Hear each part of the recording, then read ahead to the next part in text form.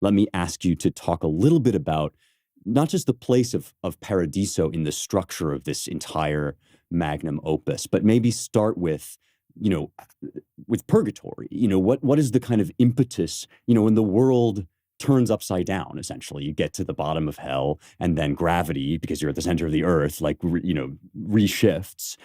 What is the impetus that sort of sets us in motion toward Beatrice, toward heaven, toward God? How do we start moving the other way? That's such a great question. And I love talking when we're talking about the very end of the poem about starting there, because Mm. especially because everybody knows Dante for Inferno. You know, there's this like horrid video game that ruins all my Google searches now.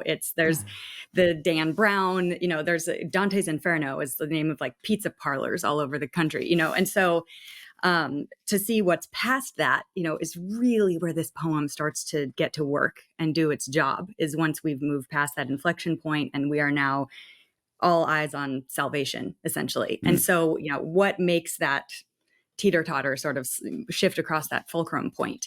And in my reading, I think that this entire thing comes down to desire. Mm. Inferno is the realm of desiring things that are good for me and things that feel good for me and things that promote me. And just the slightest little shift, and we'll see the first people we've probably already discussed in purgatory have just barely made it across that line into the realm of salvation.